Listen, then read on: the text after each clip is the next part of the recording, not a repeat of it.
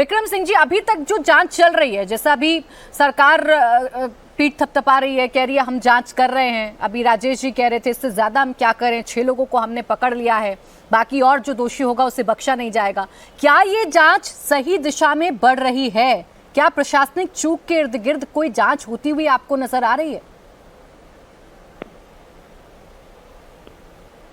प्राची जी, सभी विद्वान पैनलिस्ट को नमस्कार। एक तो जब आपने अनुमति दी थी, उस अनुमति को आपने पुलिस की आख्या के आधार पर और पुरानी एलआईयू रिपोर्ट्स को खंगाल करके और थाने के त्योहार रजिस्टर को देख करके दिया था, या आपने ऐसे ही बिना माइंड के एप्लीकेशन की दे दिया था? दिखाई ये पड़ रहा है कि बिना माइंड के एप्लीकेशन के आपने दिया, और वांछित पुलिस और प्रशासनिक व्यवस्था का अभाव, चिकित्सा व्यवस्था का अभाव। नंबर 1 त्रुटि ये हुई कि जब आपने जो कोई तैयारी ही नहीं की, वॉच टावर्स की, सीसीटीवी की, कंट्रोल रूम में कोऑर्डिनेशन मीटिंग की, पूर्वाभ्यास की, इंटरनल सिक्योरिटी स्कीम की, पहली जिम्मेदारी आके रुकती है डीएम एसपी की मेज पे।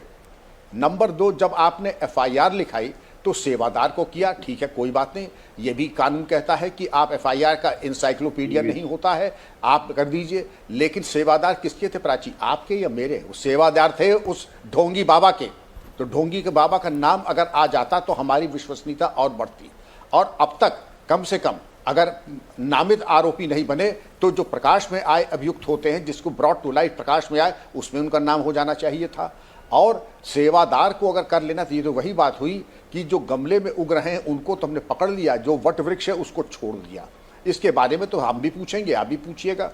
अब जिम्मेदारी आके समाप्त होती नहीं है, जिम्मेदारी की शुरुआत डीएम एसएसपी की मेज से होती है, और उसके बाद जो एफआईआर हुई और इनके भागने के बाद जो इनके रास्ते हुए। अब आ जाए इनके ये ढोंगी बाबा के ऊपर। 2000 में यौन शोषण के बाद जब जेल से ये छूट के आया तो इसने अपने को री इन्वेंट किया, और आज आप देखें इसके पास 100 करोड़ से ऊपर की संपत्ति 2000 से लेकर 2024 के बीच में। ये बड़ा कंजर्वेटिव एस्टीमेट है। और 30 एसयूवीज हैं जिसकी एक की कीमत कम से कम 25-30 लाख होगी। और ये जो एक मोटा, एक बहुत ही कंजर्वेटिव एस्टीमेट है। तो क्या किसी ने ज़रूरी नहीं समझा कि इनकी आय से अधिक संपत्ति के बारे में जांच करके, जिसकी पेंशन मुश्किल से 20,000 रुपये है, इतनी संपत्ति आई कहाँ से? अब तक तो ये संपत्ति विपत्ति हो जानी चाहिए थी, ऐसा कुछ नहीं हुआ। हम सब मूक दर्शक बने हुए हैं, और ढोंगी बाबा के आडंबर के तले हमारा नैतिक साहस नहीं हो रहा कि हम पूछें कि तुम पाखंडी हो और तुम ये जो लोगों सपनों का निर्माण कर रहे हो, तुम्हें जाना चाहिए jail. Magic and remedies act 1954, ये एक एक्ट बना हुआ है, इस तरह के एक्ट में जिसमें ऐसे लोगों को जेल भेजने का प्राविधान है। ठीक है सर। और इनकी संपत्ति कुर्क होनी चाहिए, और इनके बारे में मौन प्रावधान कर लेना। मैं तो इसीलिए स्तब्ध हूं एक भारतीय नागरिक होने के नाते कि बाबा के ऊपर उंगली उठाने का साहस नहीं हो रहा है क्या? अब राजेश जी जवाब दीजिए इस बात का। मैंने आपसे सवाल पूछा था तो आप मुझसे ही कहने लगे थे कि आप तय कर दीजिए। अब बताइए, विक्रम सिंह जी कह रहे हैं, पूर्व डीजीपी उत्तर प्रदेश के हैं, पूरा अनुभव है उनके पास, वो भी इस बात को लेकर स्तब्ध हैं कि बाबा के ऊपर उंगली क्यों नहीं उठ रही। एफआईआर में उसका नाम नहीं है, अभियुक्त के रूप में तो उसका नाम सामने आता। देखिए, विक्रम सिंह जी बहुत प्रतिष्ठित और बहुत अच्छे अधिकारी उत्तर प्रदेश के रहे हैं, और इनकी विद्वता को मैं भी प्रणाम करता हूं।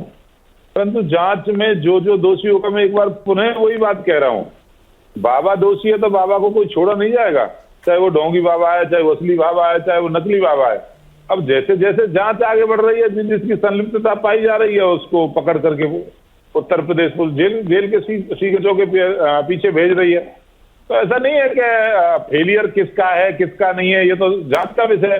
और आयोग बनाया है सरकार ने, हाईकोर्ट के रिटायर्ड जज के नेतृत्व में आयोग बनाया है, एक बहुत वरिष्ठ आईपीएस अधिकारी भी उसमें है, एक इस सबको वो देख रहे हैं। जांच रिपोर्ट आएगी और कार्यवाही होगी, नहीं बख्शेगा। विक्रम सिंह जी को भी मैं कहना चाहूंगा, आप चिंता मत करिए, जो अपेक्षा आप सरकार से कर रहे हैं, जो सलाह आप सरकार को दे रहे हैं, एक एक सलाह पर खरे उतरेंगे। दोषी कोई बच नहीं पाएगा और निर्दोष कोई जेल नहीं जाएगा।